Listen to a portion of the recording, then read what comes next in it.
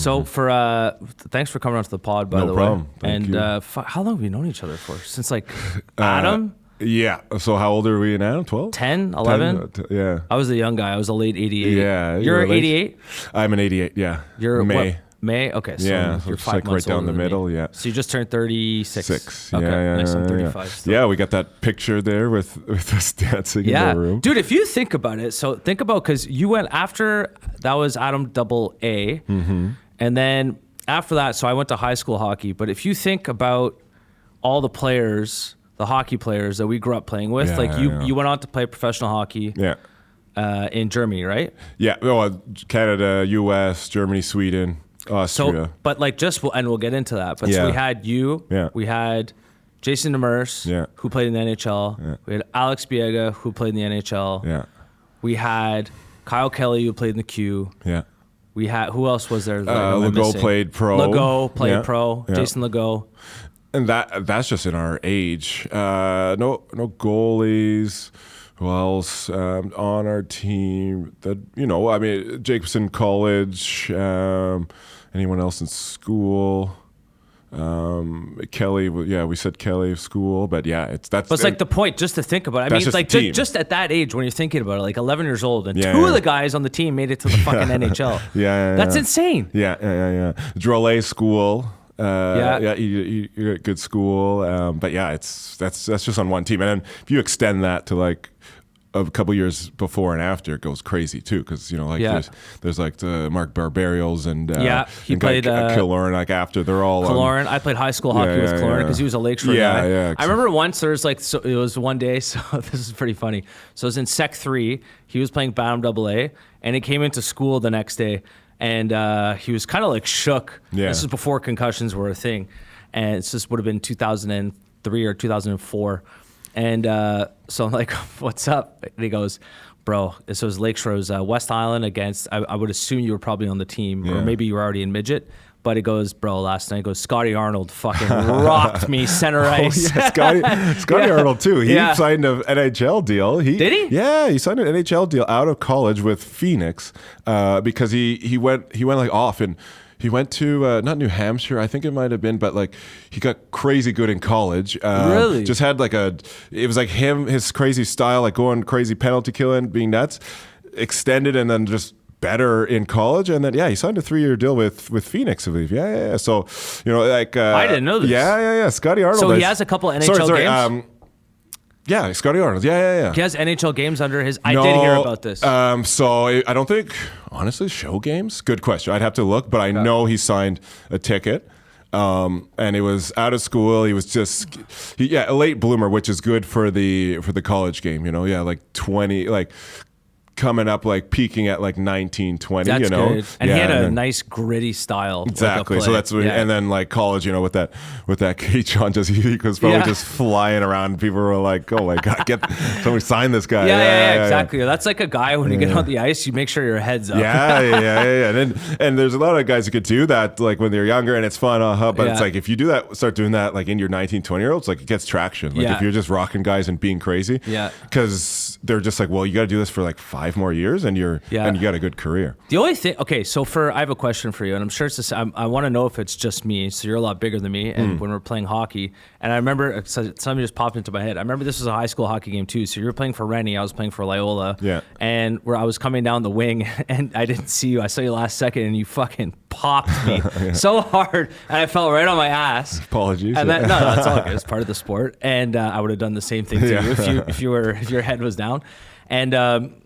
I remember overhearing you we're shaking hands, and you're like, "Did you see that? I rocked Curtis."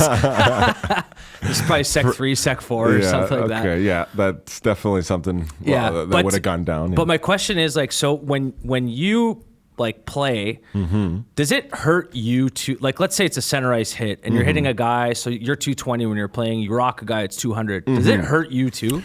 Like I'm talking like a center ice collision. So it all depends on what the guy did with his body before, how aware. So and that's how you can tell. So it all throughout, and I think it's pretty much the same with everyone, whether you're small or big.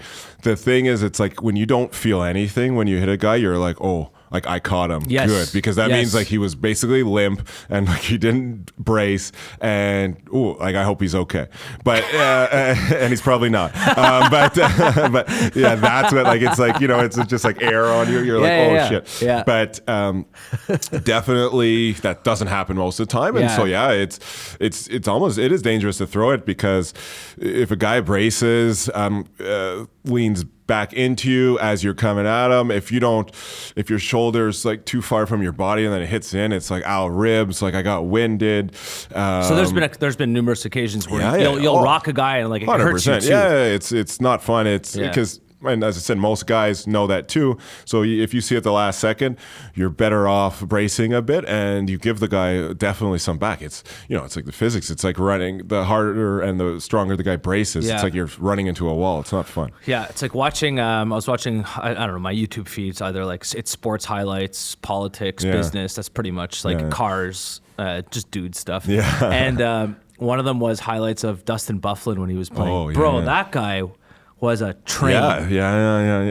And like people coming to hit, you couldn't hit the guy. No, yeah. So he would hit other guys when they would come to hit him. Like it was like a joke. You couldn't hit him. No. And like eventually people just stopped hitting him. Yeah. Because it's like... Because at 260, okay, now that's like a lot. That's a lot of weight. Yeah. Who's your... before I ask that, I'm assuming you watched Game 7 of the Stanley Cup Finals? Yeah. Edmonton? Yeah, I was going for Edmonton. I was like, man, this could be the greatest story of hockey. Fuck, too bad, man. Yeah. But Florida did a really good job of shutting down, like, defensively. What's your take? You're better hockey than me. What was your analysis of the game afterwards? I mean, I think... in terms of Florida's mental game, it's not easy. That's not an easy place to be. You're like, we just gave up a 3-0 lead. You're confident, but you're also the one minuscule part of your brain is like, we're going to be the laughing stock of the NHL if we give away a 3-0 lead. But they regrouped. They said, you know what? Let's go back to like the basics and let's shut down their big guys. We think they're out of gas. One game. We'll take our chances. That's what the real challenge is, and that's what those NHL guys are really good at, between the coach and the organization. Every game they reset. Every time they go in, and it's a calm environment, because in order to perform and to be in the zone, you need to be calm and relax, not too high, not too low. And I bet you. Everything that was said, everything that was done before the game there, they did a total reset, and, all the cliche things, but it's cliche, but it's cliche for a reason. As you said, one game, we'll take our chances. It's not a 50-50, actually. We're at home, guys. We know, if we do this plan, it's actually a 75-25, so forget that we were up 3-zip. They came back. Just execute this, and we'll be good, because... that's all. So what you're basically trying to say is that it's a lot more on the mental side than the actual 100%, side. Because you can't perform if you're not in the right mental spot. And especially when the higher the stakes, the more likely your mental... You're going to be more nervous. Yeah, the higher the stakes, the more likely the mental impact, or the higher likeliness of a mental impact. Yeah. And that's what will reduce your performance. You're all good. You're all amazing. Yeah. You've already practiced all here. If you go out and play a scrimmage that's for something but no pressure, then that will decide, the players that can play under pressure, as in the finals, will succeed. But if there's no pressure, then it's kind of like it's just an open field. But you're already extremely good, so what's the point in the open field? Let's now put all this pressure on everyone and then see how you perform. And that's the real differentiator of pros, good pros, amazing pros, and superstars. And, it's nothing, you could say almost... civilians or people who don't play too. That's one of the biggest things that people don't realize is the mental aspect. Yeah. Because you can practice all year you want. You can be as good as you want on paper, but if you can't translate that to performing it when the pressure is on, and I know pressure is again a token word, and it's cliche, but it's real. It's visceral. It ruins people. I mean, just look at golf. Like how do golfers? I was literally just about to say how that. do professional golfers miss? If you 2-foot go putts? onto, like, I play golf a lot. If you go onto a range, let's say for example you're watching PGA Tours hit the golf ball and putt and chip, and then you watch the they keep changing the name, but the league it's called the AHL of the PGA Tour. Yeah. If you put all the players on the golfing range, driving range, you won't be able to tell the No, difference. They all hit the ball the 100%. same. Their ball flight's gonna be the same. They're gonna putt just as good. They're gonna chip just as good. Yeah. But when it actually comes down to execute, that's the big difference. Yeah. And like that's why players like a Michael Jordan or a Tiger Woods, yes, they worked on their mental strength a lot, but they also they have gifts. It's a gift. They're able to, this is my opinion anyways, when you look at high level athletes, they're able to live in the present. Like that thought that we're fighting in our head where you're nervous, I'm going to miss, I'm going to make a mistake. Everyone gets those thoughts. And for me, I try to just like, you're not going to stop the thoughts. And you got to kind of just like, it's like a sitting down and letting it just drive by and go away. That's the way I try to analyze it. I think that a guy like Tiger Woods doesn't even get those thoughts. I honestly, and like Michael Jordan said that the same thing in The Last Dance. They're like, aren't you nervous to miss the last shot? He's like, why would I be nervous? I haven't even taken the shot yet. But that's just a gift. And one thing with Tiger Woods, he said that, so for example, the back nine of the Masters, he's like, the more intense a tournament got, where all the other fielders are trying to shit themselves and they're really nervous. He's like, the slower the day got for me, he's like, I would black out. He wouldn't remember. He's like, I would remember the routine, walking up to the ball, thinking where to look. He goes, the swing and the impact on the ball, goes, I don't remember hitting it. That's how in the zone he was. And that's a gift. I'm sorry, like I don't care. Like if I play golf, I've got nervous. I've played other competitive sports, not to your level, but like you get nervous. It's normal. 100%. And just building on it, the fun part of my career is. Can you just back up a little bit? Can you So for your career, let's just go on to the hockey. So you played professional hockey. You mentioned the countries you played in. Like let's get into more details there. So talk to us about your hockey career. Exactly. So, the quick and dirty rundown. 5 years, obviously, a bunch of West Island, those are the glory days. But then at 15, played Espoir, and then 16 started playing juniors. So then 5 years of major junior. Did the full 5 years. At 20 years old, at the tail end of my junior year, started playing. I played like 5 games in the East Coast, so that's and a couple in the AHL actually. So that was my first taste of pro.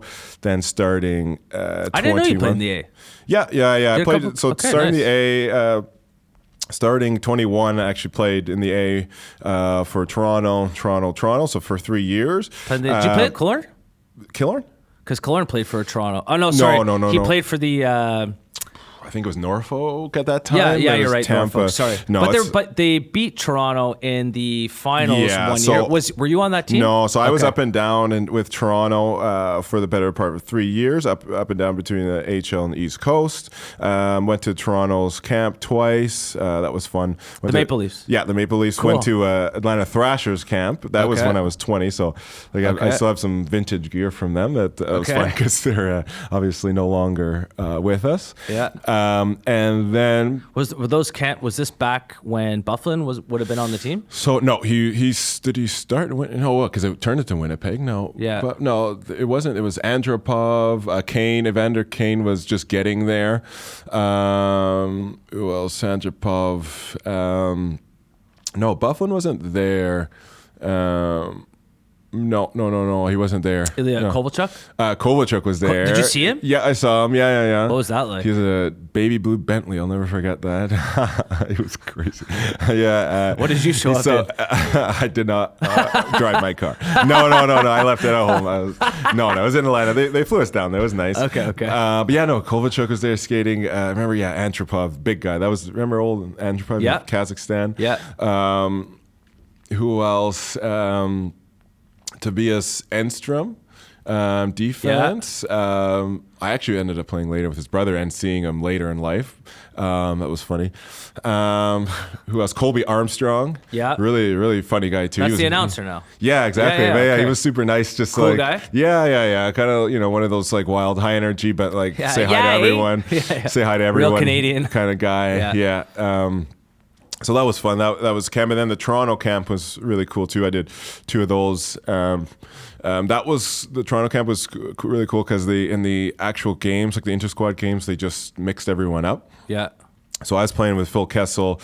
My D partner was Dion Phaneuf, actually, and it was funny. And we got changed in different rooms, but we did go in to the Maple Leafs practice room. Why do you think? And I'm trying to tie this back to, and don't take offense to this at all. Like, why do you think? Because you're an excellent hockey player, obviously. Why do you think you didn't make the NHL? Yeah, it's obviously missing some tools, but then like which tools would you say?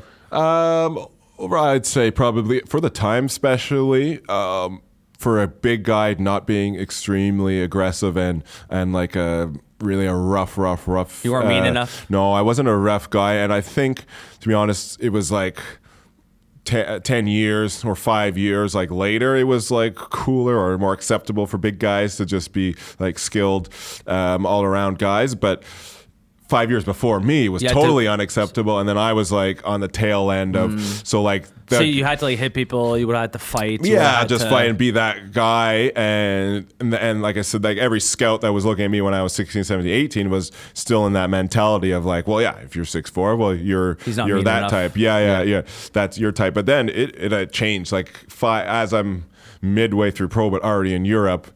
If I was 20, it already changed. They're just like, all right, we don't care if you're 6'3", as long as you're fast enough. So that's the thing these days. If you're tall, you just got to be skinny.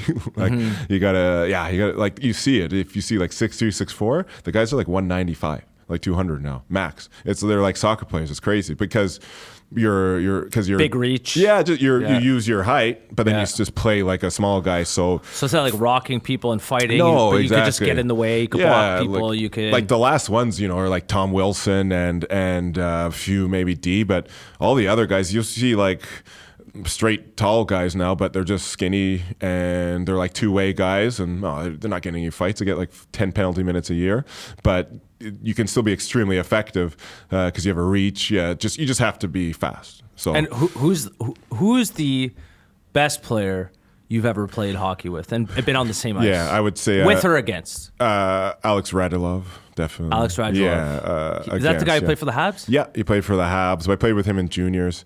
On the same team? Yeah, I mean. What was he like? I played against Crosby, so. What was that like? That was wild. That was 16, and it was just like. And you were a defenseman against Sidney Crosby. Yeah, well, this is back in the queue. Yeah, back in the queue, but they switched. It was like, don't get caught dead on with him because then that's going to be an automatic goal. I got caught on with him, actually.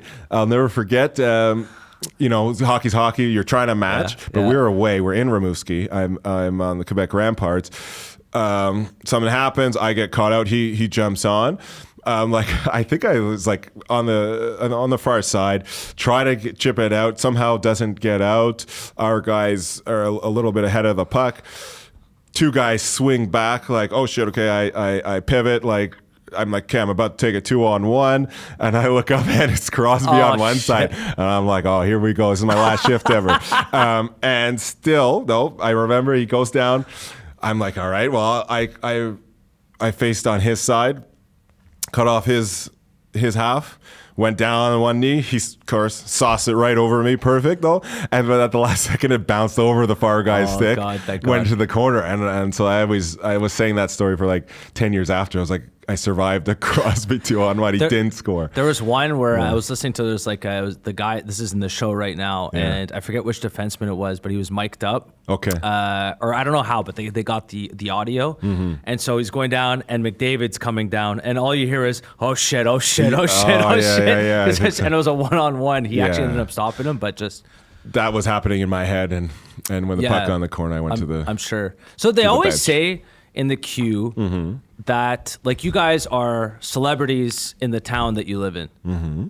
What was that like? You're 18, or at the time you're 16. You played there for 5 years, and then you walk into like a local bar. It's not a small. Like you played in Quebec City. You played Quebec City. Quebec City was big. Did you guys get treated like celebrities everywhere you went? Or? Yeah, I mean, for sure, it was a mix of like the older guys kind of knew, and they took, even though they were only 20. The oldest guys, crazy to think they knew that it was a little bit more like, okay, traction and people knew who you were. Definitely for, obviously the coaches would tell us to, don't get in trouble. Don't, because, you're bigger than just your name and people do know who you are. But at 16, 17, it is tough to like kind of realize that. And you're just like, well, what do you mean? Like you got people know who I am. I think it starts to get a little bit more traction because you do a lot of autograph signings, at like malls and stuff and for events, and then you're like, okay, yeah, there's and then also the stadium, is pretty packed in Quebec City too. It can be like up to 10,000. So you're like, okay, so you could just do the math. You're like, a lot of people have seen me. Was it easier to get babes? Well, we're always focusing on hockey. That's what I'll say. No distractions. No distractions. Just hockey. Yeah, exactly. No booze. No girls. No assholes. No, hockey. Yeah, exactly. No, but we had fun, and it is a fun time. Yeah, you do definitely embrace it. It goes fast, but yeah, definitely in juniors, it's a fast track, and you are treated as pro. So you do have to balance that too. I think it's a good lesson for the professional life too, because there are a few distractions such as drinking, partying. For sure. So you do have to learn early to balance that. To say no. Yeah, exactly. Yeah. And so luckily you're not given too much money, so it doesn't get out of hand. But like I'm sure there's some guys that can't handle it, and they probably go off the rails. Oh, 100%. There's like, how many times have you seen that where you're like, damn, this player probably could have made it to the show, but they didn't have the discipline, or they had an alcohol problem, and basically like, because if you're partying 5 days a week, your hockey career is going to suffer. Oh, 100%. I mean, those stories are and that knowledge is ubiquitous in the hockey world. Never mention names, but yeah, it's all over. There's guys that go up and fall. They fall even out of juniors, while being first rounders to the NHL. Usually you don't not make it at all to the NHL. Sorry, I don't mean as in not make it games, but you usually get signed if you're a first rounder.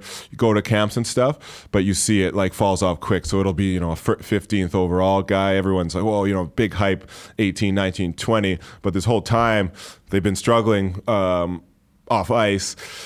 20, they get signed. Okay, camp, not that good. 21, okay, you're like, oh, the guy started in the East Coast. 22, it's like, ooh, East Coast and traded and like a couple of AHL games. Now something's wrong. It's either they really didn't meet their potential, but a lot of times it was off ice problems. If you were a scout or a manager, general manager of a hockey team, would you rather have a guy with less talent who works his bag off, or a guy who has way more talent but likes to party and isn't as disciplined?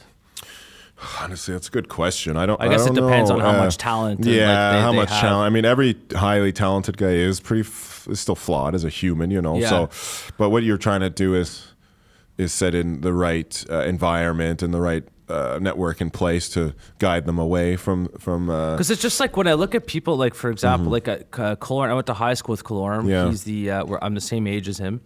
And seeing him, so high school hockey, he was always good. Yeah. Like he was a good player on the ice. He was one of the better players on the ice. But I'll give you a perfect example.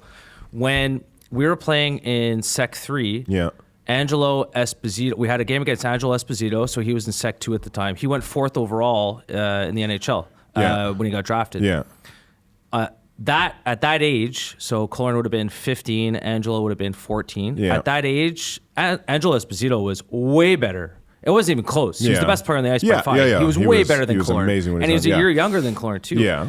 But what Colorn did, I find, is like he was always good, and he could score goals. But he just like was consistent and persistent. Yeah. And so like he would always go to the next level, but he'd be like on the top tier and stuff. But he just worked hard. He stayed disciplined. And I guess the point I'm just trying to make is he was never like a superstar on the ice. He was a good player on every team, but just like kept going forward. That's true. But that's part of the whole toolkit, and that's part of the gifts that guys have to make it. So it's unfortunate you can't see everything in somebody's life, but you can see the slap shot, you can see how they skate. But still, scouts though do get a view into the guy's mental game and their lifestyle. So you would have seen early on with Killorn, because I've seen it off the ice. The guy's an animal, and in the gym, very disciplined, extremely consistent, and so something special. He's very disciplined. Yeah, so, it's not a by fluke that he has what he has. It's another gift, Well, he treats it as you should. If you're a professional athlete, he treats it as a job. Oh, 100%. You know what I mean? Like, I got to train him. I'm not drinking tonight. I got to be in bed early. I got to get healthy. Like, I got to work tomorrow. And his will to improve off the ice, lifting, being in shape, always being extreme, realizing that that's one of his tools, as I said, is a gift, because some people just don't realize it. Some players don't realize it. But then also some people who, dream about being in the NHL don't understand that is part of the game also. It's maybe the off the ice stuff is ice is huge. It's like would you say it's debatably more important than 100%, 100%, yeah. It's part of the whole toolkit. It's part of one of the gifts that if you're not gifted at it, you need to work on it. That's the thing. The same way, I can't do a wrist shot, or I can't skate backwards. Well, you're never making the NHL. But how could you make the NHL if the only prerequisite is skating backwards? You would work on it. Mm-hmm. But guess what? If you don't work out hard and you're not disciplined off the ice, you're never making the NHL either. So it's like you better work on that. Now, you can't see that. It's getting bigger these days, because there's videos, there's I don't know, 365 kind of coverage of players, and there's YouTube videos of people working out. But definitely, it's an aspect that is, and a tool that needs to be sharpened just as much as your slap shot and your skating. What would you say is and I have a follow-up question after this. What would you say in the three sports we're playing right now? So the boxing, tennis, and hockey, because you played professional hockey. Which sport for you is the most challenging when it comes to the mental game? We could play this game too, because I've always wondered, like, what's the actually most challenging mentally sport? I mean, it's tough because of perspective. Because obviously my perspective on the hockey is different because I've been doing it so long. Yeah. That's a good point. Yeah. So, but then again, honestly, got a lot of practice and a different. I play tennis, but like I've never been at a real tennis tournament, so like I can't say the pressure. Let's play this game just for fun. Like, which sport do you think is the most challenging when you're playing professionally at the highest level and the pressure's on? What sport do you think is the easiest to crack mentally? I have my answer in my head, but I want to hear yours first. Mentally, because boxing is extremely tough, but I guess with enough practice you would get through that mental barrier, so then it would just be calm pretty quick. Hockey, you're on a team. I feel like you can hide it a little bit in hockey. Yeah, but still, there's a lot of pressure, and you don't want to let your team down. And then tennis, but tennis is... You're by yourself. You're by yourself, and that's the whole way. So honestly, just going quick, I would give tennis, because tennis is a lonely sport. And I've actually been getting more into tennis and the real tough part. Yes, it may not be, although it is extremely tough physically because you have to be in shape. But to persevere in tennis, it's so lonely. Like, you're alone. There's nothing. You have to get everything. You have to hire a coach to coach you. You have to get on a plane to go to the tournament. You have to sign yourself up to the tournament. And they're just like, okay, you're here.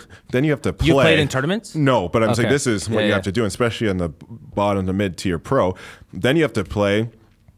Pay for yourself to get there, all yourself. Play. Hopefully you win one match. Okay, you win the second. You're done. You have to go home. And then you got to pick yourself up and keep practicing again and again, and somehow try to believe that next tournament is going to be different. But no one's encouraging you. At least in hockey, the team's like, we're going to win this year. And your team is like, we're going to win. Boxing, you're at least maybe you can rely on some anger. You're like, I want to beat this guy up. Tennis, there's no motivation in tennis. Literally, I feel like tennis would be tough, and I feel also like for me it would be. I think it would be golf. Like, I've played hockey. Yeah. Golf, because the thing about golf is this. It's like... Sorry, one second. When I said there's no motivation, I meant there's no free motivation in tennis. Fair. Obviously, there's motivation in tennis, but there's no free in tennis. But for what I was going to say about golf, it's like... when you get you could be nervous boxing, you can still throw a punch, you can still do everything. You can get nervous in hockey, but like just go out and hit someone. You can get nervous in tennis, but you might miss the shots and stuff too. You might miss your serves. Golf, as soon as you're nervous, it's like, because your hands start to shake, you can't hit good shots. And it's so easy to hit a bad shot if you don't keep your mind under control. Yeah. Now, sorry, did you mean any sport mentally? Any sport. Oh, okay. Sorry, I thought you meant on the three. No. Okay. Any sport. So then, I would then go to golf because... I'd say golf. Well, golf is the great mental sport because it's by definition, because you're not even playing against anyone. You're only playing against yourself. Yeah. There is no outside factor other than the environment, but the environment's the same for everyone else. Nobody's touching you. No one can make a noise. No one can do anything. And you have to get into the mindset, because like I played in tournaments before. There's two types of mindsets you can have, and this is for all the golfers out there. If you're going into a tournament, if you're walking up to the tee, and you're saying to yourself, I hope I don't miss the shot, you're not winning. Just leave. You have to be in the mindset of, I want to win. I want to beat these people. I want to hit a good shot. Because that's going to take the thoughts away from, oh my God, what if this happens? What if that happens? Yeah. Like literally, because I've had that when I first started tournaments, because I didn't know how to handle in the mental aspect. So I was nervous. I'd hit bad shots, and I would literally go up there and I was so nervous, and I would just think in my head, man, I hope I don't miss the shot. Like, walk off the fucking course. Yeah. And then I had to change. I slowly got better at it through practice. And be like, okay, I'm here to win, have confidence, I've done the work, all that kind of stuff. So. Oh, for sure. I mean, nothing against golfers' bodies, but you can obviously tell that the emphasis on golf is mental, because you can see it's not a physical race. Okay, no, it doesn't. Mental. There's sports, tennis, tennis, hockey. Yeah, those are boxing. Those are. All, as much as they are mental, they're definitely physical races too, because you just can't do it. But golf, it's like no. It doesn't matter what you are physically. Okay, you want to be elastic, assume and get your stretching and not be like out of shape. But that just shows that it's like, okay, well, what's left that is separating me from a pro? Because apparently, if there's nothing, I should just be able to go and walk on tour. But it's like I'm 10 lifetimes away from being able to walk on tour. So then you got to ask, like, well, then what's the differentiator? And it's like only this, which is crazy, because that's like, whoa, that's a very specific differentiator, because there's only one. And then that's a massive gap, because I guess the less differentiators there are, that means the bigger gap there's going to be in those differentiators, And so if there's only one, then Jesus, I agree. It's scary. I agree. My dad's a huge golfer. I've been around the game a lot. As I said before, I don't have the time to dedicate to getting better. It takes a lot out of your day. But definitely you see it's like this game is insane, where it's the only game where I'm not only playing against myself, and at the very top, as you said before with the driving range, if you look with no pressure, everyone's the same. But then I heard the other day, Rory McIlroy was about to win. He did a playoff, for a U.S. Open. He was one stroke ahead, and he missed a 3-foot putt on 16, and then he missed a 4-foot putt on 18. Yeah, so he missed two, with 5-footers, which is like he can do that with his eyes closed. Yeah, and this is one of the greatest golfers ever. So then it's like, that's the difference. So he'll go down. He's won 30 something times in his career. He's an amazing golfer. But that's the difference. I love Tiger Woods. I started playing golf because of Tiger Woods. That is the main difference between a golfer like Rory McIlroy and Tiger Woods. Tiger Woods, I don't care what you say, would never, in his prime, would never, ever, ever have missed those putts. I'm serious. He would have. And if you ask any golfer, they'd be like, oh, yeah, I agree with you. There's no way. Like, if the tournament is on the line and Tiger Woods has to make a 5-footer, he's making that 10 times out of 10. 10 times, And that's what my dad said, too. He's kind of like, that's... Obviously, he's an amazing pro, one of the best, but like in terms of legendary status, that's where he's gonna like just hit that wall, and it's like. But he could. I mean, some players turn it around. Maybe he hasn't won a major in 10 years. Some players can turn it around, but I think it's really tough to turn it around. I mean, Jordan Spieth got out of the gate really hot. He won the Masters twice, and then he had that meltdown in the Masters on the back nine. He hasn't been the same since. This has been like 10 years almost. Really? He hasn't been the same since, man. He got to number one. Yeah. And he even said himself in an interview, he's like, as soon as I got to the best player in the world, he's like, I don't know what happened in my head. Something, there's too much pressure. Something happened. Yeah. He's never been the same since. Wow. Yeah, and that's a scary part. And it's crazy. Yeah. It's in his head. Oof. That's the scary part about golf too. Yeah, you'll golfers, pros will even tell you. Yeah, it's almost like it's like, oh, I woke up one day with the shakes, and it's not physical. It's like mentally, it is. I couldn't do it anymore. Or sometimes people like, get like, there was this golfer at my golf club, and he's won the club championship on numerous occasions, and so there was a qualifier. He had the putting yips. Yeah.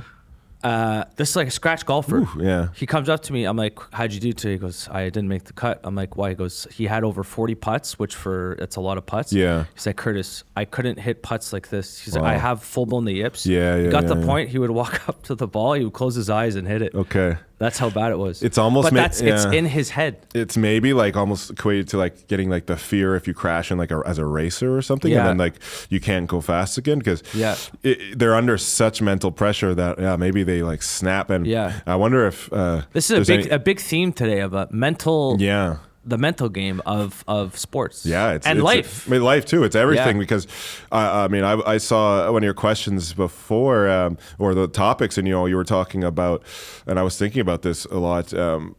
Moving up in my company or in any corporate company and being C-level. Yeah, and let's get into this. Yeah. And right before that though, and we'll go into that. Mm-hmm. What is a lot of professional athletes? They talk about this all the time. They have a difficult time transitioning from playing sports every day, being a quasi celebrity, or in some cases, if you're in the NFL, the NBA, NHL, like you're kind of a celebrity.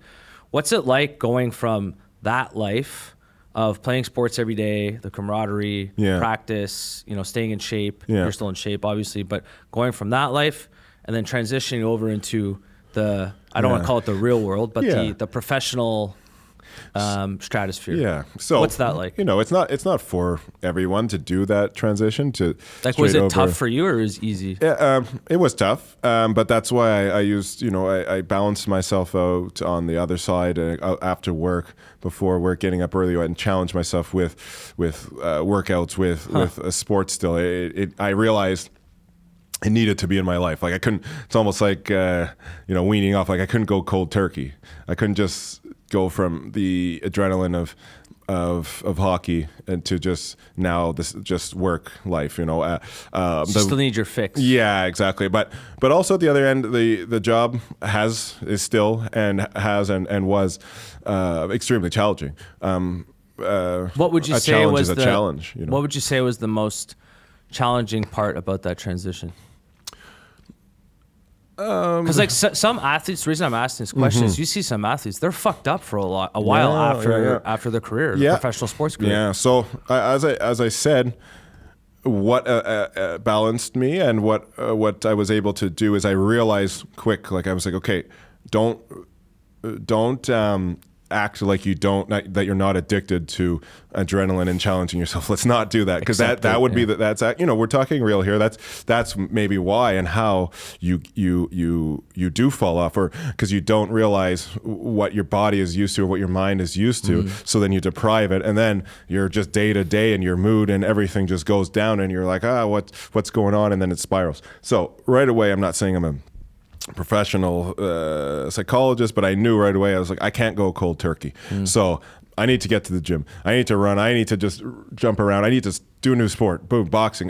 Get right back into tennis. It needs to be that, or else this is going to start falling dangerously. You've seen other cases where people get lost after a different type of career, and then. So you really made like a conscious effort. 100%. I got up every single day. I biked from Point St. Charles to the gym for no real reason. There was nothing pushing me anymore and it's not vanity for my body or for looks or this. I'm not taking pictures of myself. It's a mental thing where I'm like, I need this in my life, and I'm not going to let myself feel bad every day, like I'm missing something. So, and let's not, like I said, let's not lie to yourselves. I've done this since I was 5 years old. You're pushing yourself mentally and physically. You're obviously going to be addicted to it, so you need to supplement it, and it doesn't need to be crazy. I'm not saying like adrenaline junk. I don't need to do skydiving or anything else. It's a better addiction than the way I always look at it. It's like at the end of the day, it's It's dopamine. Yeah, It's another exactly. form. You can get your dopamine from sex, you can get it from gambling, Yeah, get it from exactly. drinking, get it from drugs, get it from exercise. Exactly. So it's like it's you want to get that dopamine. You're getting it in a healthy way. Yeah, exactly. Because you could then go down the dark side and start supplementing it the other way, which I'm sure a lot of people do too. Exactly, and then you get into trouble. So I identified right away what's a healthy, decent way. Some people thought I was crazy and just going every day for no reason because they're like, you stop, you don't need to. Bro, but your career's done. Yeah. But it's like no, and I'm not a trainer. I'm not even in hockey for any professional capacity. But I knew I needed to do this for myself. So you work over at Siemens Energy, and you specifically said, "Hey, Curtis, Siemens and Siemens Energy are not the same thing." Yeah, that's not it's not a pride thing or like I'm. No, I know. You're just like, joking, hey, just to kind of. No, but just because it depends. If you're looking at the site, the products, everything. Definitely functionally, we're a standalone company. We were joined with Siemens until 2021, and then they spun off their energy division, sold it to the public, and I think kept about 30% ownership. But we trade on stock exchange, Frankfurt Stock Exchange, and we're a solely run company. And so what does Siemens Energy do? So Siemens Energy does energy solutions mainly with gas turbine engines. Energy solutions with gas turbine engines. Yeah. So when you talk about energy solutions, you're talking about making the gas turbine engines run more efficiently? No, we build, design and build and assemble and repair gas turbine engines. So we have that's all Siemens Energy does. No, we also do gas compression, which is like compressing and moving natural gas. So if you have on like pipelines, you need to move natural gas. We make compressors that just like it's these cylinder piston compressors that just move them down the pipeline. Yeah. Okay, I want to go on a tangent right now. What's your opinion on natural gas? Oh, my opinion. I build this stuff. I mean, I'm not too tied into exactly what energy we should be using. I'm a little bit more knowledgeable on nuclear. I think it's a good solution. Natural gas, from what I've heard, it's abundant, and so that's why it's so cheap. But I don't know enough to really be like this is the reasons why we should use natural gas. Well, I know natural gas because there's it burns twice as clean as coal. Okay. That's a fact.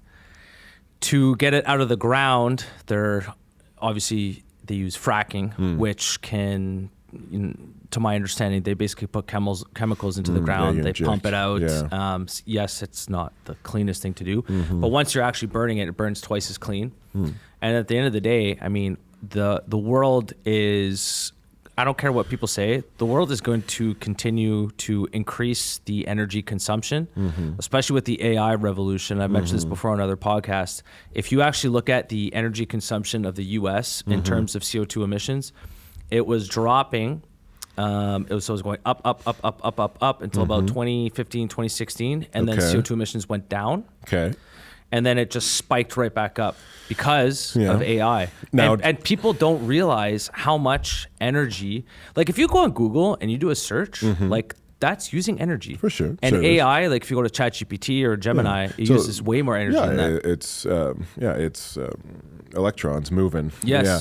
Now, but a question going back, and actually a genuine question, does it guarantee that an increased CO2 emissions means more energy consumed? Could you flatten CO2 emissions?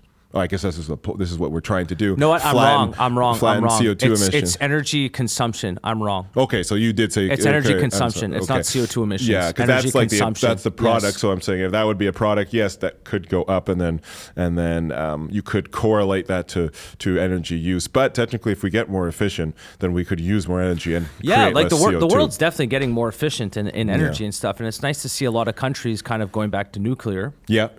China's building a bunch of nuclear plants. A lot. Yeah. On top of they just need energy. Yeah. You know what I mean? Yeah. And that's another thing that a lot of people have this misconception about. It's like unless you want to sacrifice your quality of life, which I know you might say you do, but you don't. And you're not going to. No, it's like the people who lecture us about like climate change, flying around in private jets. I can't stand it. I can't stand it. Don't lecture me. No, you're flying around in a PJ. Do you know how many CO2 emissions on that thing? I don't think I'll ever use that much CO2 in my life, like on a person to person basis. Because if you divide the amount of CO2 on a PJ and then how many people are in it, it's like what 1, 2, 12. It's like whatever. You've already done more because I fly commercial and there's always a lot of people. I'm too poor for. And it's like and just like looking at Leonardo DiCaprio, I love him as an actor. And I'm sure he's a really cool guy, but he flies around the world on a PJ. He's on yachts all the time. And so, I don't know, I guess it's just practice what you preach, man. No, if you want to lecture us about climate change, I'm not saying it's not a thing. No, I'm not saying we shouldn't be trying to find ways to consume energy more efficiently. I'm not saying that. But what I am saying is if you're going to lecture us about, like, you can't make rules for me and not, rules for thee and not for me. Yeah, and it's tough because it's almost embarrassing too, because it's like, as we see, there's logs and we all see we see both sides. We see you're preaching because you're a celebrity and you're preaching on the television, but then you gotta know we obviously see the PJ flight. Like, so what's going on? Like, do you just not give a shit, or are you just like laughing at us? Because we see both, and you can't tell me I'm taking crazy pills because it doesn't make sense. Because I'm here down the middle, neither preaching but also not using nearly as much CO2 as you are, So here, let's go back to the Siemens Energy. So we can talk about, like, I don't think people, and this is just like, I don't like to talk about insurance because I find it's like a boring topic. And for Siemens Energy, we're not going to get into like the actual like nitty gritty of the scientifics behind like building these gas turbine engines and all that kind of stuff. But what I am interested in is, so you made the transition. So you started off, professional hockey player, made the transition into the professional world. You're working at Siemens Energy now. What's it like? I've never worked in a corporate culture. What's it like working in? Because there's over 10,000 employees, to my understanding. 89,000. Yeah. Okay, so that's a corporation. That's a big one. Yeah, it's crazy. What's it like working in a corporation like that? Like, what's the red tape like? Without getting into trouble? But what's the red tape like? How do you climb the corporate ladder? How do you? There's a lot to unpack here, but there's also too, like right now, a lot of people, especially with the cost of living crisis that's going on right now, and there's all these layoffs, a lot of people have a lot of disdain to corporations where they're cutting a lot of jobs, and then you see at the end of the quarter, like, you guys made like $1 billion in profit last quarter. I can't afford to feed my family paycheck to paycheck. So anyways, well, we could start with just like, I guess when you're inside an organization like this, what's it like working in corporate culture? And I'm genuinely interested in this because I've never worked in an organization like that. It's a unique beast, as you could say. It's its own thing. I'm still learning it. 5 years, only 5 years in. It was definitely completely new. It's a little less, unfortunately. Without naming names, or I think this would be for anyone. It's the bigger the company, it just gets a bit frustrating because the harder it is to realize that your goal is the same as everyone's goal. The bigger the company, you realize that there's a lot of individual ships, and there's a lot of captains of the ships, and sometimes, unfortunately, they don't give a crap what the other ships are doing. They'll even sink other ships to get theirs further. And so when you get there, whether you're in a small business or, God forbid, a small intimate hockey team, which are really trying to drive all to the same goal, you get to a big company and you realize, whoa, everyone's not striving towards the same goal here. Yeah. So, and that's a nature of the beast. So you gotta learn that. And then, I think you gotta within the whole organization, you gotta find people who are willing to fight and grow in the same direction. You also got to lead in the same direction. That's also it's not everyone else's fault. It's also your own fault too. You can, if you see people, just trying to do their own thing and playing the corporate game, you got to try to grab them and be like, no, this is the bigger picture. Let's work towards it. And at the end of the day, we'll all be more successful. It can be cliche sometimes and corporate speak, but I do think even on a smaller individual level, on a team for sure, on a project team, you got to bring some of those team elements, sporting elements to it and get back to that, that personal, that characteristic, that character connection where it's like, guys, let's have some pride in making this project work, whether we're going to get recognition from the company or not, whether we're going to get a bonus or not, or whether we're going to get different jobs or not, but let's take some pride. We're here now, we're 5 of us, let's try to do this the best we can. I think. Do you think most people inside of an organization as big as yours have that mentality? Unfortunately, I would say no, but it's also like, do they look at it more as a paycheck? Yeah, it's a product of, because the problem is that it does get very monotonous, and that especially if you're there for a long time, then you kind of lose touch with that connection of your own pride and or your own success and the company's success. You kind of just, I'm pressing a button and everyone presses a button and it doesn't really matter. But, I think if you can, I think that's also the job of the leaders, the management, to shift things up, to motivate people to say, no, you know what, your button pressing matters. Like, it really does. It changes this lever every day. I need you. This person needs you. This person needs you. And look, here's the actual map. And if we don't all do this, then this whole thing fails. So I think as a leader, that's actually. And it's definitely a lot of good leaders in Siemens Energy, but it's important to keep mapping out what everyone's doing to show them that it adds to the success, And what do you specifically do at Siemens Energy? I'm in project management and procurement. So okay. I'm a commercial manager for commercial end projects for a commodity. So it's a group of parts that goes in the engine. And so I manage the spend on it. I report the spend. I come up with new buying ideas. I manage projects for new buying ideas, for changing supplier ideas. I talk to suppliers. I negotiate with suppliers. I negotiate and create contracts with suppliers, and also manage the supplier relationship. I'm all on the buyer side, so I'm pure buying.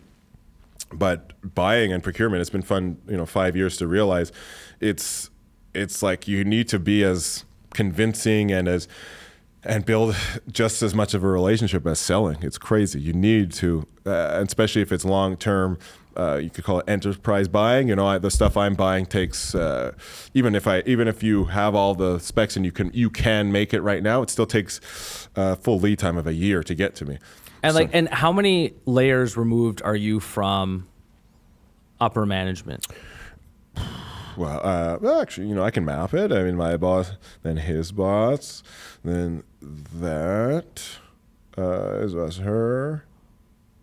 Let's say 4. And then 4 or 5, yeah. No, by no means am I a big wig, but no, you can map it. And so, like, I guess my next question is, how difficult is it? Is it difficult or is it easy to have upward mobility in a large corporation like that? Because it's like always, I feel like I'm trying to tie into this theme that, so we discussed this earlier. So you come from a competitive sports background, and a lot of people switch over into the professional sphere. And then when they're there, like, I always wonder what motivates these companies to continue to grow and to continue to push forward. When you have, for example, like an Apple or a Google or the big companies, Siemens is a big company too, they have billions and billions of dollars in profit on an annual basis. They don't need more money. So I guess the theme I'm trying to push forward is like, it's more of a philosophical question almost. It's like, what makes these companies want to continue to compete? And at least, like, I can speak for myself. Like, what motivates me, it's not to make money. Well, money's part of it, but that's not my main motivating factor. Like, when I come in, I enjoy the process. And when I see other brokers growing faster than me, for example, or getting more clients, or basically they're winning, I guess, whatever you want to define as winning, it motivates me to try and beat them. So, like, that's a good question. Yeah, there's a lot to unpack there. But I mean, I would say since this is such a big corporation, is it? I get here. Let me narrow down my question. It's like, how competitive is the corporate environment? I think it's extremely competitive. But since there's so much volume in employees, there's a big variance. So that's the other thing you have to get your head around. You're used to smaller companies, 100, 200, 300, 500, 600, whatever, even 1,000, it's still a medium company. It's medium company. Well, it's small in the grand scheme of things. Exactly. So it's still small. 89,000.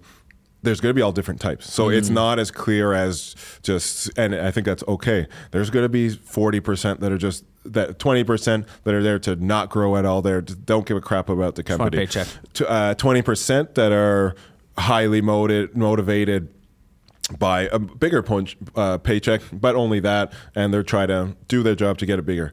Another 20%, we're at 60, motivated by the actual projects that we do. Typically the engineers. They take pride in the work. They enjoy the work. That would be mostly engineers. Just trying to solve problems, actually interested in the metal stuff and the technical stuff. And, then we got another 20 that are motivated by just kill the competitors. Yeah, kill the competitors. I would say more like internal status that are trying to go up, because there's a lot of power you can wield, being a manager in a corporate environment. For sure. And then the last 20, is like a mix of everyone, trying to get a paycheck, but also interested in the actual technicalities and building the company. So out of that, so you just broke it into 5. That was actually a good analysis. Which cohort pushes the company forward out of the 5 you just listed? Would you say it's the competitive ones, the cutthroat guys?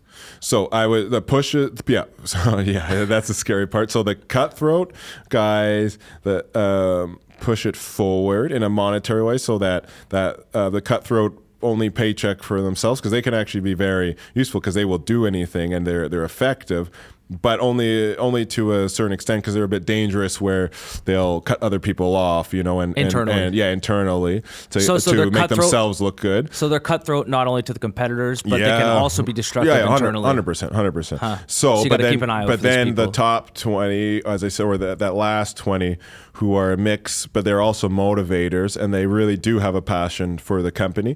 They also keep those cutthroat guys, but then also the bottom. Or the second to last group, let's say. You can't really change that first 20%. Yeah. No, nothing wrong with it. We need those are needed too. Nothing wrong with that's your lifestyle. Yeah. Some people just like to come into work. They're not that motivated, 100%. And they're like, look, I want to come in at 9. I want to leave at 5. I have a family. Just pay me so I can support my family. And they're never going to screw anyone over, and they're not going to start a fight, a fire internally. But the second ones who may be a little more ambitious, but they need to be steered in the right direction, and also they need to be given food for their ambition, because if not, they'll slide down to that first group and just be like, what, it was never worth it. So there's like a symbiotic relationship between those last 5 who motivate those ones who maybe have an appetite for motivation and make them turn them into productive, and maybe try to skip that cutthroat level, but turn them into productive members. Which group would you say you're in? I wouldn't say in the cutthroat. I would say I'm in the motivated. Because it sounds like you genuinely take pride in what you do. I would say the motivated, but I'm just due to my my past. I don't have the technical skill, but I am actually very interested technically, and I think it's also a gift because I'm not jaded with 25 years at this job, so it's not boring. So every day I go in and I'm like, oh wow, this is what's this drawing, or what's how does new ways as a CMM machine work, and what are these new materials, and what is this company in India, and what do they make? So that's the technical motivation that I have. I have the motivation also that I do want to move up because I'm a competitive person. And I want to strive for as much as I can to the company. What motivates you more, the competition side of things, to have this upward mobility, or more money? No, so it's not the or more influence. For me, it's on a project basis. It's getting the project done. It's fun to group together with people and and that's why I mentioned before, take pride and kind of just isolate yourself and say, listen, maybe. But let me ask you this. So it's if you take pride in a particular project, and okay, so let's say you do a project, whatever that is. Yeah. It's a success. Yeah. But you don't receive any recognition and someone else steals the recognition from you. What impact would that have on you? Honestly, now it doesn't. It wouldn't bother you? No, and right now, because I see it's such a big company that the recognition has to be timed anyway perfectly, and also if it wasn't recognized, and also it would be something I did, that would be weird. Like I obviously messed up. Then I obviously along the way I like didn't put my name down somewhere or something, because that would be that would be weird to just totally, because again these projects are so long and everybody knows who's working on them. It's not fast paced. That's what I mean. So it's not a small company and it's not fast paced. So it's not like, oh, you know, we have 3 weeks to finish this and I'm working with 3 people and like boom, boom, boom. And then all of a sudden one of those 3 people stole the recognition after 3. It's like, no, that's never happening. We have more people. We have 10 minimum. And then also these projects are taking like a year minimum, and everybody knows what they did in it. And even people drop off, like, because everyone's got so much going that you have to be motivated to stay in and not stay in, but like really bring that project to the finish line without kind of spreading your attention to other projects, you know. And people will know that, you know, because it's like it's been a year now. This person has been dogging at this. So interesting. Yeah. And so if you were to, not saying that you are, if you were to switch.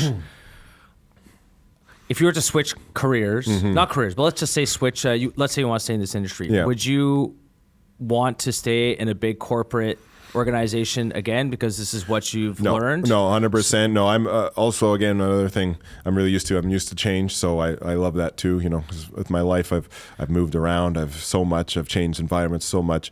Just actually the fact that I went from hockey to corporate was actually a fun change. Like I was like, oh my God, so much new stuff. And I feel like another advantage that corporations have, like there's advantages and disadvantages, just like there is in anything else. I feel like one thing a corporation has as an advantage over, let's say, a smaller company is that they can offer that either upward mobility or that change in day-to-day tasks for certain employees. Because like sometimes it's like you mentioned the word monotonous, and it can get, it's like, or it's repetitive. And some people, they lose their motivation because they come in every single day and they're just like, okay, here we go again, clock in, same thing, leave. And they do the same thing for years and years and years. And I think it's normal to just lose your motivation for a lot of people. And like, that's one advantage that I find big corporations have over smaller companies, amongst other things, is that someone that they know who's very smart and wants to learn. Once they learn that thing, because they want to be intellectually stimulated. You know what I mean? And so these companies, they can keep people on their toes. True. No, there's a lot of movement around you can do. There's learning. There is a lot of stuff you have to do if you're hungry enough, because there's also an abundance of work to be done. So you definitely have to balance, you know, like how much more or how much extra work I'm willing to do without getting paid more, let's say, and that's a personal choice. But there's definitely enough. So there's a surplus. Going into the corporate culture, what turned out to be what you expected it to be? And what's different about the original expectations you had before coming into the corporate culture? But the problem is I really knew nothing. But still not. Expectations. What did you think? I mean, I thought it would be more boring, but no, it is quite. Things do shake up a lot, and I'm blessed in my job because I do get to travel. So I think that helps a lot. You enjoy that part? Yeah, it feeds my curiosity. I love to go and see suppliers, new places, plants, just things I've never seen before. Forging houses with 100-ton forging presses. It's like the mechanics and the machinery and the stuff. Do you have an engineering background? No, my brother does, and I have curiosity, so I'm a curious engineer, but not officially. But now It's like Elon Musk. Like he's not an engineer, but I bet you he's he's well I bet versed. you could put something in front of him Yeah, and he'd be yeah, better and than 9 out of 10 engineers. I'm 5 years in now, and so I've thankfully to the extremely smart engineers, like they've taught me, and now I have an unofficial engineering degree. Yeah, I have like one of my buddies actually. His dad. He would always say, so he would sell, he's retired now, he sold railroad parts. Okay. And he would always say, he would tell everyone he was an engineer. Okay. He wasn't an engineer. Yeah. He just had been doing it for so long, he knew the product so well. Okay. But he told everyone he was an engineer. Yeah, I mean, I don't have the ring, so I'm never going to lie about that. My brother has the ring. No, I have an MBA in project management, so I have some credentials, and then just learned the engineering on the go. But yeah, in terms of what I was surprised about, I guess the excitement that there was, even if it's because I guess my expectations of corporate excitement were extremely low. Mm-hmm. So it's, I'm not saying it's rock star crazy pro athlete lifestyle, but definitely there's a lot to move. You meet a lot of people. I've had a lot of fun meeting everyone and a lot of smart people.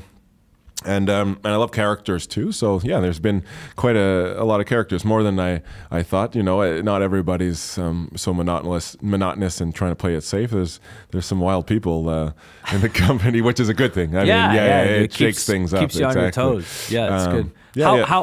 How hard is it to actually? I've always wondered about this too. And there's like the CEO resume that I was looking at the other day. I forget which company, maybe American Express.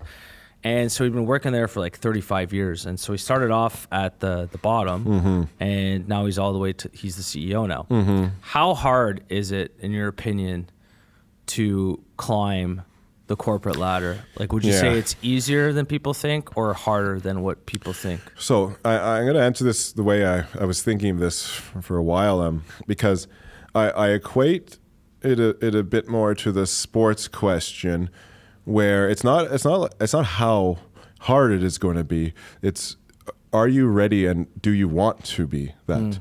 Because I can say this 100% from the sports side, and you get the question all the time. You get the dreams. Everyone's like, if I was a bit taller, I could be in the NBA, or if I was just got a chance, I could be in the NHL.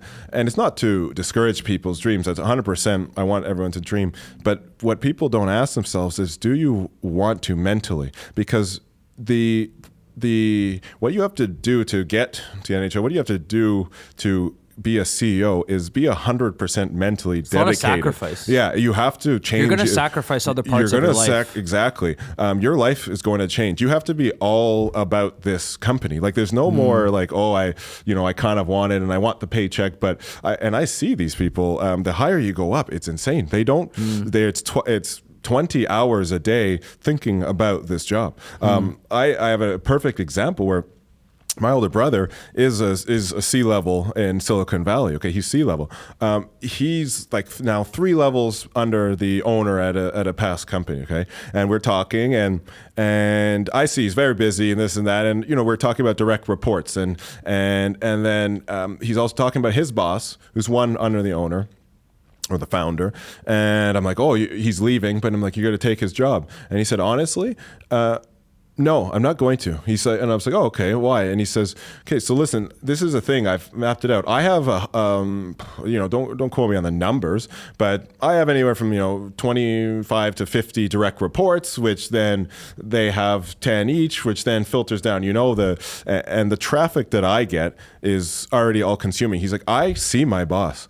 He hasn't like breathed in the whole time I've been here. He doesn't do anything else other than this. And I'm already doing like 90% of that. To add on another 10. So your brother's already working at this point, like what, 60 hours a week, 70 hours 60, a week? 80, yeah. And he's like, to add on to that, it's no longer just about the money. It's about, can you do that mentally, and is that what you want? It's philosophically, is that what you want for yourself? Because this is all consuming. You have no more, you can't afford to think of anything. You'll last a month in the job if you don't live and breathe this at this high level where it gets, you know, these, you know, the CEO of Siemens Energy, like you wake up and you go talk, you think, you talk about it, you make decisions, you talk about it. There is no, it's not just, I get millions of dollars and I get a paycheck. And that's the same thing, because I equate with hockey. And if you're being specific in the NHL, you don't just get to the NHL by being like, I want to be really good at this some days, and then like other days I want to go. No, you have to, not just only time-wise, but mentally, you have to be all about this. This has to be part of you. You has to be your... It's like Sidney Crosby, or Michael has to Jordan. But those are superstars. But even if you're just going to make it has to be, it's all-consuming. And so... That's all you do.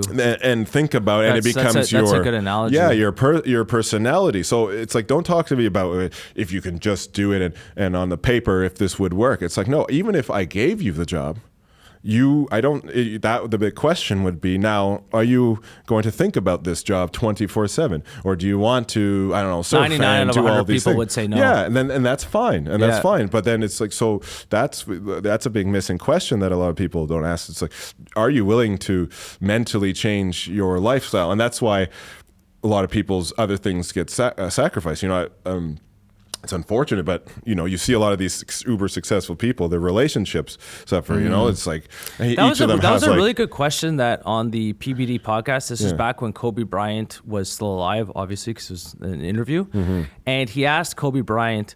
You know, everyone knows his work ethic: basketball. Wake up early in the morning, like he trained 3-4 times a day. He'd get up, be there before everyone. He'd be the last guy to leave. And he asked the question to Kobe Bryant. He said, "Did your relationships suffer in the pursuit of this career, 100%. this obsession 100%. with basketball?" Yeah. And he literally looked at Patrick Bet-David, the interviewer, and said, absolutely. 100%. He didn't even hesitate. He's like, yes, my relationship suffered, of course. It wouldn't even be like, it's like the ones that were still there miraculously suffered. And if you map it out as how many could have been and are non-existent, it's like, actually most are non-existent. It's like I should have, and I don't mean just like intimate with like a female or a partner relationship. It's like, you know, friends, this, extended things, time. It's like, no, I should have like 50 more relationships, but no, I have a relationship now, 1 or 2 or 3 or 5. And then this other thing, which is basketball, consumes most of it, and because it's at the highest level, and that's normal. So, but if you have to ask yourself, if you're not willing to go there, then on one side you don't deserve the job, and it's not going to be given to you. But also at the other side, it's okay, because it's a major life change. You know, you're as I said with my brother, he made that conscious decision. He's like, no, it's going to change. So he could have taken that position. You know, okay, there's obviously because he's right there. He could have tried. More or less. But we were talking. He's my brother, so we're talking very personally. But he said, you know what? He's like, Drew, it's going to fundamentally change my life. So yes, I make good money now, and I could make 25% more, 50% more, but I'm weighing my life and my mental everything, mental health and everything. And I think it's a matter too, and you mentioned this earlier, it's a matter of, are you motivated to actually do this? Yeah, exactly. And if 99 out of 100 people are not motivated to do that, that's very interesting. Yeah. It's like, okay, so basically what you're trying to say is, to get to the top of a big company, and not just like a small 10 people team, but like a big corporation we're talking about, it's like, you're saying like, I don't think people understand what it actually requires. Exactly. Yeah. It's not 40 hours a week. No. It's your whole entire life revolves around 100%. This business. And that's also okay, and that's kind of natural. It's as you squeeze up to the top, you get less and less percentage of people who can do this, or who want to who want to do it. Now, okay, the old the compensation packages a little out of whack? Okay, some people can argue that at the top end of corporations, but it's regardless of the compensation, it's the life and the lifestyle and the mental dedication, or the mental consumption that this job will take. It's not for everyone, not at all. It's not just even as you go up from my level. It's crazy. And that's where sometimes it's like, I feel this is where it pisses me off, and it's like, there's obviously a gap between the rich and the poor, and not to go into I don't want to go off on that tangent right now. With the compensation, but it's just basically like, if all they do is work and it's just productivity, like they deserve to get more.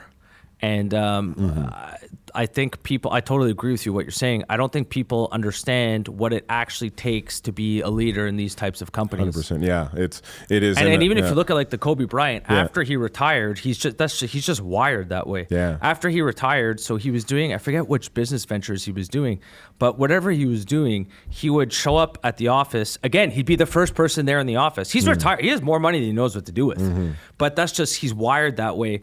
To get to the office early, to be disciplined, he would get his workouts in. Yeah. He would make sure he was leading. He would make sure he was prepared. He put in the work. He would always put in the work. Yeah. And so it's like, I don't know, I tip my hat off to these types of people. When I was younger, I used to think, I'm like, no, I want to get to that point one day. I don't. Yeah. I don't.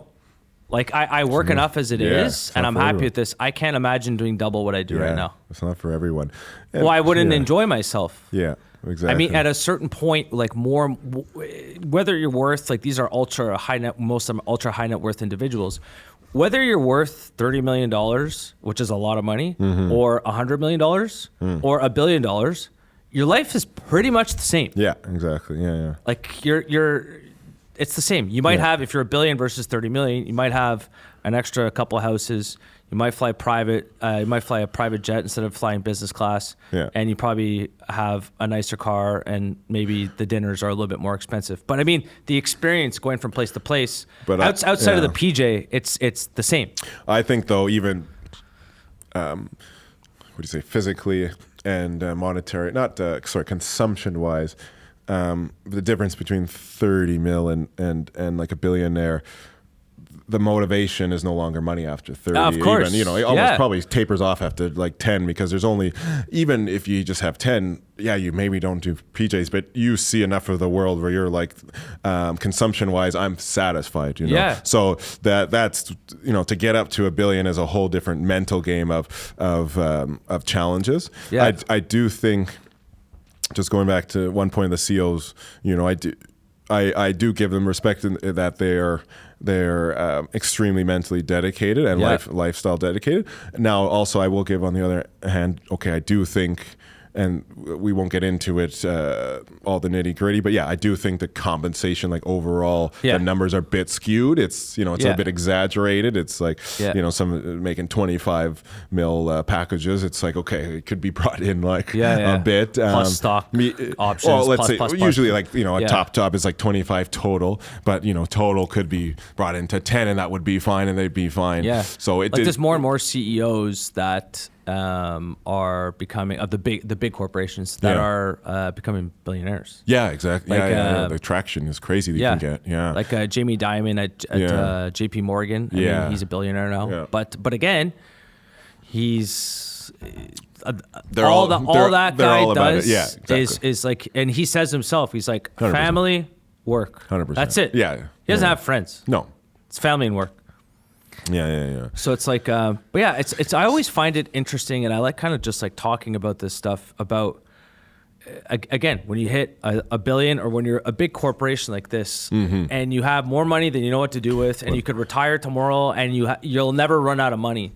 Like, why do you keep working? And not only that, I understand why people keep working to keep themselves busy. Yeah. Why do you keep working this hard? Why do you still sacrifice everything? And that's a question that I don't have the answer to. And I just find it very interesting that, like, an individual like Elon Musk, for example, what's your purpose? What motivates you? Why do you keep doing this? He could just give up everything tomorrow. Oh, 100%, yeah. And go live. I mean, he could do whatever he wants to do. Yeah. He could do whatever he wants to do. Yeah. No, I would say a guy like him, that's, it kind of goes into the theme of how I was saying I couldn't just go cold turkey on my physical challenges. Not saying I'm as motivated as Elon Musk, but I think, maybe again, I don't have the answer, but could just speculate that I think the reason why he got there is because he has this insatiable hunger and drive to do all these things. And then if you don't need it to stop, because it's not necessarily physical, you aren't going to stop. And it doesn't matter how much money you've been given or how much success, dare I say, addicted to that. I was about to say that. Yeah, What? Okay, but here, I want to ask a more specific question. You just said addicted to that. What is he addicted to? Yeah. Oh, okay. It's obviously pure speculation. I don't know the guy. Because it's not the money. Yeah, my brother's met him, but no, I still didn't get a good deal. read. Yeah. Yeah, it's like I wonder what he's addicted to. It's not the money. No, it's not the money. I think it's moving and shaking. I think it's challenging. I think it's power? Changing. Yeah, it's or maybe not power, influence. Influence. I think it's moving and shaking. I think it's grabbing things out of thin air. You could say, creating. Like it's this idea has not been done. Do you think he's more addicted to that or his legacy? Good question. He doesn't seem like a legacy guy because he goes off kind of crazy on Twitter and stuff, and he says crazy things. I think he's very. I disagree with you. Yeah, legacy, I think all men want to leave a legacy. True, definitely. I just meant like I don't feel he's because he's not so. Or correct me if I'm wrong. I'm just going off what I've seen. He's not so vain that he has like statues and stuff, but I guess he has companies in his name and stuff. Because the typical, I guess, legacy kind of man I feel is like you build a gold statue, but it's like but those people are real. Like they. Oh yeah. Those like over history. It's like guys of portraits and also they want to be loved. The legacy people, and it's more politics where they want to be like the father to everyone, like a whole nation. It's almost it's like narcissistic. But Elon doesn't really seem to want to be the father to a nation. He wants to grab engineering and why do you think problems. Why do you think he bought Twitter? I think he bought Twitter. I think he did a long-term plan though. I think he saw a communication platform, and it's either you build your own, or I think he strategically saw it as like part of the ecosystem of his whole, because he has multiple, Tesla, SpaceX, the something company, Boring Company, the Boring Company, and then Twitter, and now Twitter. And there's Tesla Insurance, there's Tesla, there's something else. Like he's kind of just building a big ecosystem. So maybe that is part of his legacy thing. But he just seems so almost he's a forward thinker, but he also seems so wild day to day, like with his tweets. Yeah, and stuff. he's like that. And I think that there's like this other part. And there was a podcast I was listening to, and they're like, "Do you think he's happy?" And the guy said I forget the author's name, but he wrote a biography on Elon Musk, and he goes, I don't think Elon cares about happiness. It's not like some people are like, oh, I just want to be happy. Like that doesn't, he goes, I don't think he prioritizes that. He prioritizes getting shit done. Yeah. And I don't know, he's a very, very, very interesting character. Yeah. That is for sure. Yeah. I have a lot of respect for him. Yeah. Me too. It's like I said. I like how he refuses to not create something out of thin air. Yeah, it's extremely. I never understand how like all these people get so mad at. It's like the same people that say we need to transition to green energy hate Elon Musk. He's at like the top of the list for people that they hate, and you're like, why do you hate this guy? He is like the biggest electric car manufacturer, one of the biggest in the world. He's kind of helping out. I don't want to be too ignorant, and I don't know all the stuff he's done, but for me, he seems pretty neutral to and very cold to too much to be like a politically hated person. I mean, he kind of. I think he's a little bit. He's definitely politically hated by. I mean, you can't make everyone happy. That's for sure. But I think the fact that he bought Twitter, which was formerly I mean, did you ever see the Twitter files coming out by Matt Taibbi? Anyways, it was a big. So during the election, in the 2016 election, basically, like I think one of the reasons why a lot of people got so pissed off at Donald Trump, why the media was so pissed off at Donald Trump, was because he was able to go directly to the source, being the audience, and he didn't have to get the the okay from the media to basically, because usually it used to be presidents. Yeah. You speak to the media, they're the ones who make the narrative. Okay. And Twitter kind of cuts out the media, and you can go directly to the source. So I think the fact that the legacy media is losing control over the narrative and control over media itself bothers them, which is why they don't like Elon Musk, because he owns essentially a media company. Yeah, that's what I mean by I think he saw it from a mile away, and his strategy was like, actually, one of the big thing is you need media. Yeah, and I definitely agree with you. That was definitely, and again, we're speculating. I definitely agree with you. That was probably on the business side, that was one of his motivating factors. Hey, it's just good business. I want to buy this. And I think the other part is I genuinely think he wanted to, and he said it before, he wanted to protect free speech. There was a lot of, what's the word, when they... gatekeeping, red tape. Anyways, but there was just silencing. Yeah, basically there was a lot like Twitter, Facebook, Google. There was a lot of... they would block users. They would do all this kind of stuff. Shadow banning and all that kind of crap. And And he's like, no, I want to protect free speech. We're not going to let you, as nasty and dirty as free speech can be, you can't have anyone else control speech because it's a slippery slope. And it's like, who's going to be the arbiter of truth? Who's going to control the narrative? You know what I mean? So anyways, all that to say, just like a neat little bow, I think it's definitely a business side why he bought Twitter, but also too at the same time, 100%, I think he wanted to protect free speech a little bit because he saw where it was going.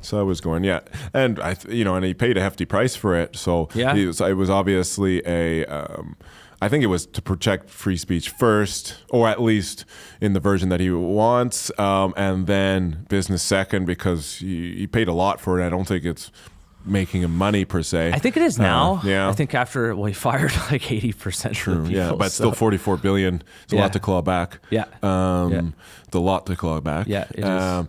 But I think it was a smart move because you need.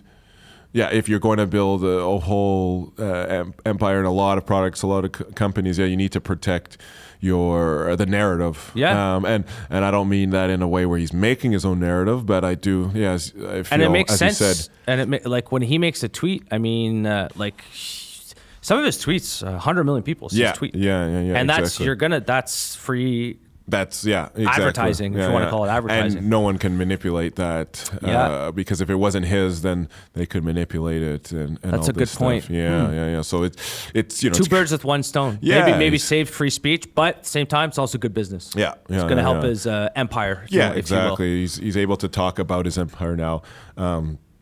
Without, whether you believe it or not, but he felt it was under attack. Let's say his. I think it was. I would agree with that. The ability to say what you want, let's say. I would agree. I would agree with that. So we'll wrap it up here. We keep it. Fuck. I was enjoying that last segment. That was great. I can go on forever. As I text you before, I can rant for quite a while. So I got a lot of subjects, but no, thank you for having me. And Mr. Drew Paris, I really appreciate you coming on. And I saw you at the Point Guard hockey tournament. I'm like, hey, want to come on? You're like, and I could tell some people go, I'll let you know. And you're like, fuck yeah. I'm like, okay, cool, I'll hit you up. Okay, I've been known to rant a bit, so I was like, this is right up my alley. You were great. I enjoyed our conversation. No, thank you very much. Appreciate you having me. It's great talk and good catching up. Anytime I'll be here. Cheers. This is the Freemium podcast. Hope you guys enjoyed.